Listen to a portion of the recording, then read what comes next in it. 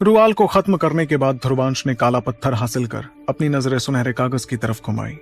वहां जाकर उसने देखा कि अब उस कागज की ताकत पहले से भी काफी ज्यादा समझ आ रही थी।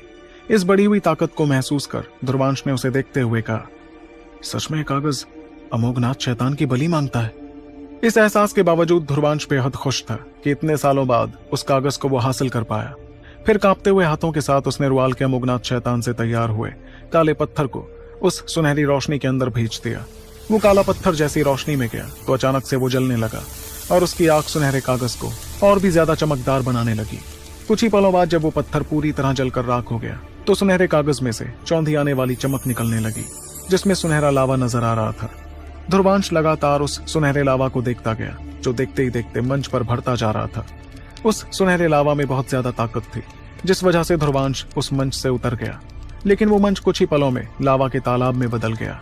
उस तालाब का लावा देखकर ध्रुवांश ने धीमी आवाज में कहा, शायद इस सुनहरे लावा के जरिए ही सूर्य ऊर्जा अमर शरीर को विकसित किया जा सकता है।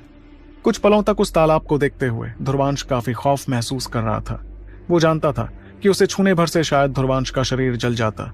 ध्रुवांश तो क्या, कोई शुरुआती सिद्धांत योद्धा तक इतना तापमान झेल नहीं पाता। खौफ महसूस करने के बावजूद ध्रुवांश ने अपने हाथों की सील बदली और अपने अमोघनाथ शैतान को उस लावा में जाने को कहा। उसके हुक्म पर सूर्य ऊर्जा अमर शरीर का सुनहरा अमोघनाथ शैतान धीरे धीरे आगे बढ़ते हुए सीधे उस लावा के तालाब में चला गया, जिसमें जाते ही उसके शरीर की चमक और ज्यादा बढ़ने लगी। ये कुछ ऐसा था जैसे वो सुनहरा लावा उसके शरीर पर चढ़ता जा रहा था और उसे बेहद ताकतवर बनाता जा रहा था। इस बीच ध्रुवांश पालती मारकर बैठ गया और आंखें बंद करके अमोघनाथ शैतान में होते बदलाव को महसूस करने लगा।